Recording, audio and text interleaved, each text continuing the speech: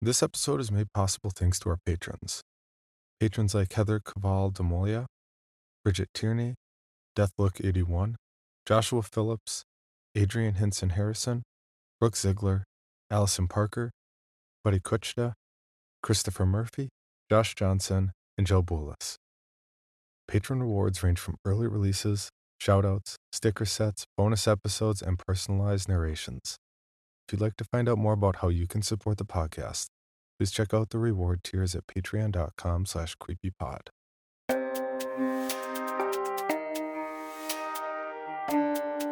This is Creepy, a podcast dedicated to sharing the most famous, chilling, and disturbing creepypastas and urban legends in the world.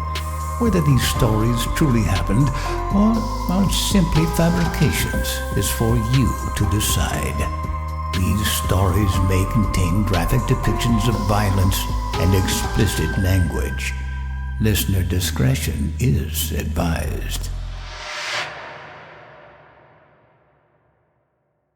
Creepy presents 4 Hours It Stared, credited to IsisIssa on creepypasta.org, and narrated by Victoria Juan. For me, life was a whirlwind of lights and smoke, music and men. I lived in a beaten-up shanty, close to North Edsa, crammed in a closet-like room with a bunch of other women. We slept on mats on the dirt floor and shared the space with mange-infested dogs, flea-bitten cats, and cockroaches. My wardrobe consisted mostly of skimpy skirts, tank tops, and the cheapest high heels you can buy on Quiapo. After a hard night at the bars of dancing and exposing myself, sometimes spending time in a back room with a heavily drunk man, and my eyes like a dead fish staring at the ceiling, I earned enough cash to go to the thrift shop. The weather in Manila had become chilly at night, and I needed a sweater. I took a walk down a few streets that smelled of garbage and human urine, mixed with the smog from jeepneys, tricycles, and trucks that never ended. It wasn't long before I found a street lined with secondhand clothes, undoubtedly from American charities, but somehow grabbed by greedy merchants looking to make extra pesos. The sweater was like a pearl in murky waters as it lay neatly on top of a bunch of tattered, motley clothes. Wondering how someone had not yet bought it, I quickly took it in my hands and studied the richness of the fabric. It was as soft as a rabbit's fur, and just as warm. Across its front was a large pouch where you could put your hands into for warmth. And that's where I found the note, on a crumpled piece of yellowed paper. It smelled like the section of a library where ancient books could be found, dust and dank. On the paper were scrawled the words, "Where? 67th Banoui Street. Pay, 1,000 pesos a night. Job, lie on the bed, from 11 p.m. to 3 a.m. Keep your eyes shut. Never open them. Past 3, your money will be on the dresser." Banoui Street. The note did not say which city, but I recalled the name of a street in Quezon that one of my roommates used to visit for a client. It was where the more upper-class people lived. I stuffed the note in my pocket and paid the merchant. Only 30 pesos. Not bad. The sweater was wonderful on my skin and made me glow like a snowflake. I felt like one of those young starlets on our local Capamilia TV network. And in my pocket was the promise of an easy, high-paying job. Those came so rarely. I must admit that even if the job seemed sketchy, the promise of 1,000 pesos a night was tempting. I could get myself out of my situation. Maybe go to college. Find a real job. After a lot of asking and searching, I found the house that night. 67th Banoui Street was in desolate condition, even if it was in an upper-class neighborhood. A single-story house surrounded by a short wire fence. Yard unkempt, weeds stuck up like tousled hair. Boards molded, loose, Shingles chipped, paint faded. Windows cloaked with dust. Still, it was 100 times better than the shanty I slept in. The light of the patio was on as I approached, and when I knocked, the door opened as if ajar. I called hello. No answer. The interior smelled aged and sour, like wet laundry left in the wash for days. I stepped inside, leaving the door slightly open so the light from the patio can illuminate my way. The floor felt as if it might give way beneath my weight. I felt the walls pressing in on me, heavy and damp. The place reminded me of a body they had found in the sewage canal close to where I lived. Bloated and bruised, deteriorated. I passed the dark living room. There was a TV, a battered couch, a coffee table with an ashtray, and some empty cans.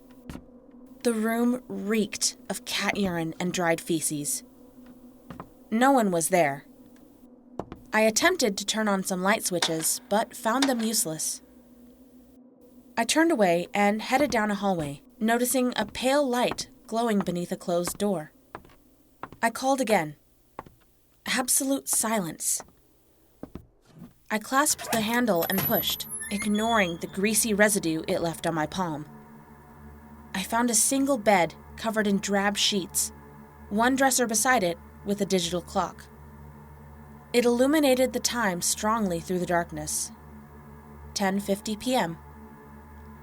Feeling disturbed, I might have turned away. The house was empty. I admit, I thought the job was just going to be another man looking for a quick fix, but now I was curious. It didn't seem that way, and the uncertainty of it unnerved me. But still, 1,000 pesos was too good to pass. I needed to find out if it were true. I lay on the bed with the note in my hands, facing the glow of the clock. 10:54. I listened. The house made no sound, muffled as if a hand lay over it. I felt afraid, but excited. 10:56. My heart throbbed from my chest, through my throat, in my head. I imagined the ticking of a clock, tried to match my heart with its beat. 10:59. I shut my eyes, waited. 11 came.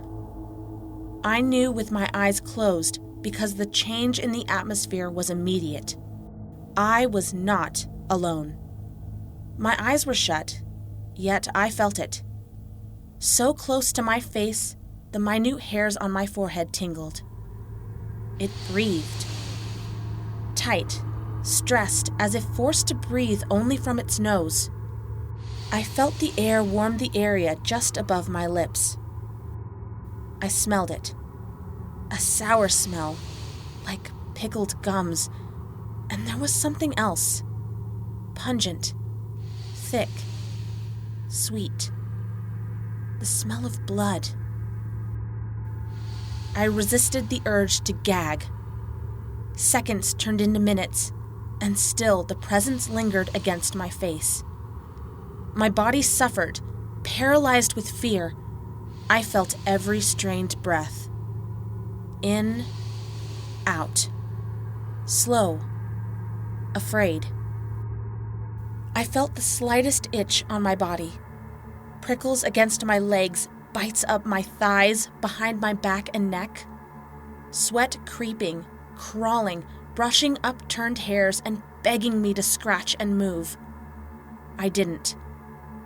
Bones ached, muscles wept.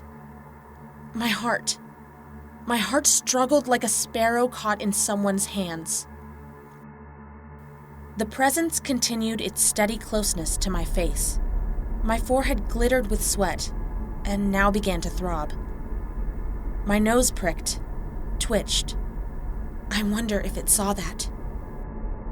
Even my eyelids sweated. My eyes behind them stiff, shot, scared. hiding behind lids like frightened children in a closet. The smell was relentless. My lungs resisted its entry, asking for me to turn my head away, escape from such a foul smell. Yet I could not. Every part of my body was frozen so long as the thing stared into my face. Never open them. My hand still clutched the note. As long as I kept my eyes closed, I thought, nothing could happen to me. I analyzed the letter in my mind, repeated those 3 words. Never open them. Again, 10 times, uncountable times. Steeling myself to start my next move, I breathed. A long inhale. Sourness and the sickly smell of blood swamped my lungs. I gagged, coughed, and then I turned. I turned away into the bed, curled myself, fetal-like, eyes clamped shut like vices. And when I relaxed, I felt it. Still there, a hair's width away from my face. It was hovering, floating. How could the thing have moved with me? I did not feel any weight on the bed during the transition. Any sign to suggest that it had crawled over me, moved beside me, refocused itself against my face. I allowed a few minutes to pass before I tried again. I moved, slowly, deliberately. And it moved with mine, smoothly, soundlessly, until I was completely on my back. My face, eyes shut, staring straight up. The thing looking down upon me relentlessly. I grimaced, knit my brows, sweated. I wanted to bat at it, but I could not. I was too afraid. All I could clutch onto was the promise that this could end. I waited, ached, sweated, prayed. It stayed with me, always there. I could not sleep. 3 a.m. The digital clock alarmed, and just like that, I was released. The thing that had looked on at my face for 4 hours was gone. I did not immediately open my eyes. I waited until the sweat on my brows became cold and dry. I listened to my body unlock, one by one, like a warden walking through a prison, releasing the prisoners cell by cell. I could breathe again. My heart pumped, bold and strong. I felt my fingers, the warmth on my skin. I yearned to stretch and let life sizzle through every part of me. I opened my eyes. 1,000 pesos lay on the dresser. 1,000 pesos for the horror I had endured. I took it and did not look back as I left. A week had passed since the night I spent there. Although my money was gone now, spent over things I can't even remember, the memories from that night had not. Not a moment went by where I wasn't thinking of the thing that had breathed so close to my face. Could I have been imagining it? Perhaps my fears had been so strong, my mind had created something to justify it. But my senses could not have been tricking me. I smelled it, blood and sour rank. I felt it, warm breath on my face. Who had left the money? What was the presence I felt? And the question that caused me the most dread: what would have happened if I had opened my eyes? My return to the house was no longer just for money, but answers. The evening I returned, I noticed that nothing had changed. The only difference from the first time I had been there were the bedsheets, still crumpled from my use. The effervescent light from the clock was resolute, like a statue's stern gaze, almost punishing as I lay on the bed. Just a few seconds before 11 p.m., I shut my eyes. The thing appeared close to my face exactly on the second. This time, my fears were replaced by a studious curiosity. I noticed that right before it arrived, I did not sense anyone walk into the room. Its appearance was fluid, soundless, as if it had materialized from thin air. The thick smell of blood and sourness were consistent with the first time. I turned my head, slowly, left and right, and every movement was mirrored perfectly by it. Like studying yourself in a mirror, your reflection so close to your face, you could fog it with the breath from your nostrils. I dared to do the one thing I had not the last night I was here. I brought my hands up to my face, cautiously, feeling my bones creak beneath the tense muscle and cold skin. The sweat building on my frightened palm and fingers. As my hands reached close, they stopped, protested, hesitated. My heart banged like wild mice in a cage. I grimaced, summoning all my courage, eyes sweating behind the lids, temples pounding. My hands moved again. The unseen presence continued its breathing, steady, undaunted, unmoving. My fingers touched something. I stopped. Every part of my body froze. I could not breathe. The blood on my face swelled as I choked on fear. The breathing from the thing changed. It grew raspy, excited. Its putrid breath hit my face more powerfully. I could not tell my fingers to move. They stayed where they were, paralyzed, touching it. The length of time that passed after I could not recall, my mind too swamped in fear. All I could remember was that, at last, the lockdown on my mind had subsided enough for my fingers to try and comprehend what it was touching. Hair, sticky and cold. My heart banged. My fingers moved slightly. I felt the firmness of a scalp beneath the hair. The thing continued to breathe, as if enthused. Somehow I had managed to detach myself from the paralyzing terror of my body, and now I was moving my fingers like a puppeteer would to his marionette. They followed the curve of the scalp, lowered until I felt skin. The skin felt torn and jagged, and the sticky fluid was thicker there. My fingers passed the broken skin, and now I was palpating what felt like flesh. The flesh of chopped beef parts in the market, sticky and soft. I lowered my hands. My heart thumped so hard I thought I might die of heart failure. I was too scared to continue the investigation. It felt like I had been touching a severed head. 3 a.m. Again, I waited until I was relaxed enough before opening my eyes. Like before, 1,000 pesos lay neatly on the dresser. My hands, still paralyzed from what they had felt earlier, were clean. I thought they might have been soaked in blood, but there was nothing. I ran from the house, terrified. Perhaps a ghost was haunting the building, and I promised never to return, no matter how much I needed the money.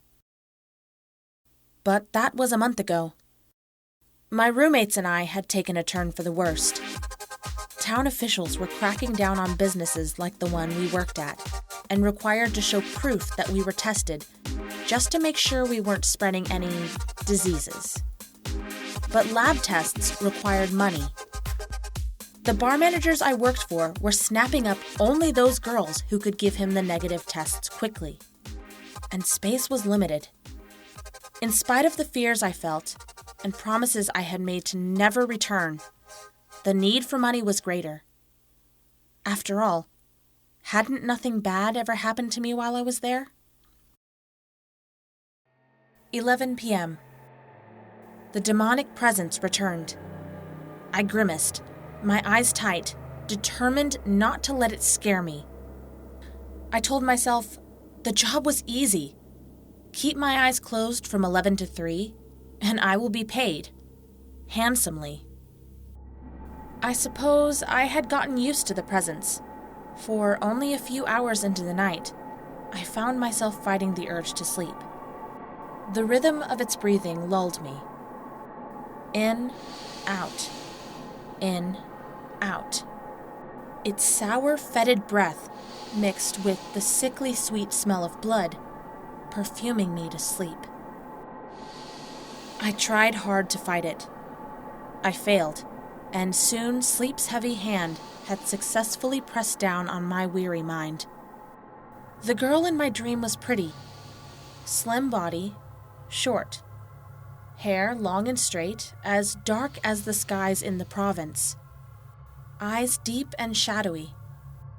She watched me as I slept, so close to my face, I could place a hand to her cheek and ask why she was there.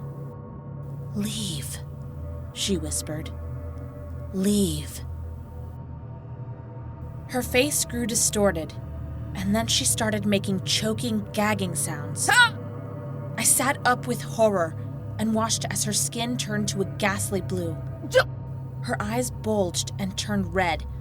She was trying to scream, say something, but all I could hear were the hoarse, ragged breathing sounds that watched me as I was awake. By some miraculous reason, I had not opened my eyes. But the room was filled with the same choking, gasping noises I'd heard in my dream. The floor shook as if there were some violent commotion happening in the room with me. And then, silence.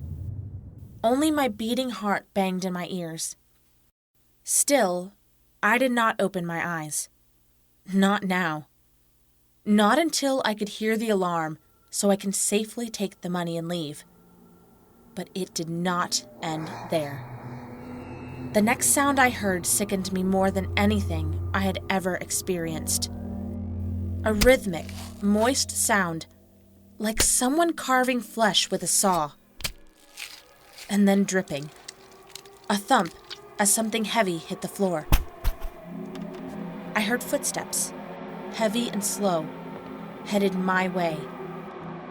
Every inch of my body screamed to open your eyes. Run! I was shaking, sweating, so fear-stricken like a bellowing animal held upside down before its throat was slit. The footsteps kept coming. Breathe. Breathe. I couldn't. I needed to run, but I couldn't. I was afraid. I'd lasted for too long keeping my eyes closed. I couldn't open them, no matter how insane it sounded. The footsteps stopped right next to the bed I lay on. The thing was once more pressed close to my face, breathing, gasping. It felt like my muscles would snap under the tension. My fear was like 1,000 knives angled toward my body, the slightest move threatening to kill me. Minutes stretched on, slowly, cruelly. I wanted out of everything. The room, the need for money, the nights with strangers, and terror of it all. Call girl. I wanted out. Out! Out! And then, a blessing like the sun after a typhoon. The sound of the alarm clock. 3 a.m. I opened my eyes and found myself in an empty room. There was nothing there. Nothing on the floor where I had heard someone screaming and their body being carved. The money on the dresser, but it didn't matter. I didn't even grab it. I fled out of the house like a beaten dog. I could not sleep for the rest of the night.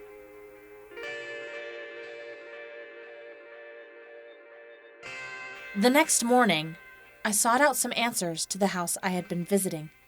The town captain believed my story that I was sent by a wealthy family to find out if the house was for sale and check if there was any history behind it. Years ago, a wealthy man once lived there. He was quiet and kept to himself, seemed to cause no harm to anyone. Every once in a while, he took in a call girl to keep him company for the night, but many men did the same. Not much to be suspicious about, until the neighbors smelled something foul coming from his home. They found him in his room with the headless body of a girl on the floor. Who knows how long he had been there with the body? Maybe days. He was standing still, like an upright coffin, and in his outstretched hand was the girl's head. He wouldn't put it down, just held it out, so steady and still, his expression dead. They shot him right there. The captain opened a drawer and drew out a file. This is a photo of the girl they believed was killed. She was an orphan, only 16. Probably did what she did for the money. The other girls who worked with her said she had been with the man 2 other times. It was on the 3rd night when he killed her. Here, take it.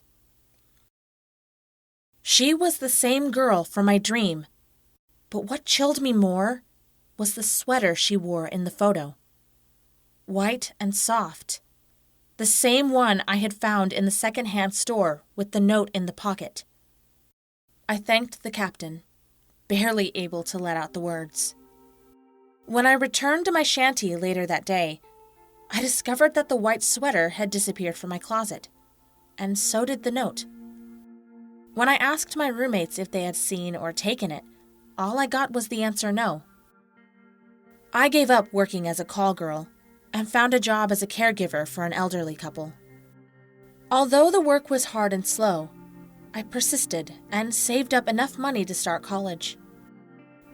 Sometimes, I passed by the thrift store where I'd found the white sweater with the cursed note. I remember the 3 nights I had spent with the dark presence and how insane I had been, returning even after so much fear. For money, for curiosity. That's what a call girl's life did to you. You become jaded to the dangers you repeatedly put yourself into. Sleeping with strangers, potential murderers, returning for the money and the thrill of it. I tried to stuff the memories into the dark cracks of my mind. Forget it. But still, I wondered, what if I had opened my eyes? A few years later, I came upon an article in the news. A small one amongst a few other murders. They always wrote these stories with such detail, and my blood curdled. The body of a call girl had been found, her head severed. The girl's eyes were wide open.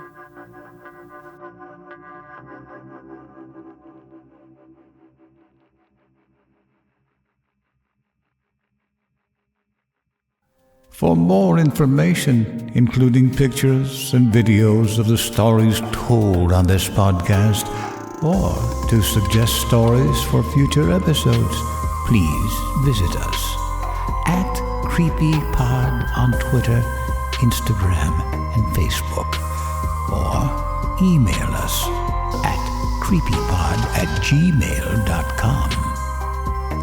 All stories told on this podcast can be found at creepypastawikia.com and are protected by a Creative Commons license.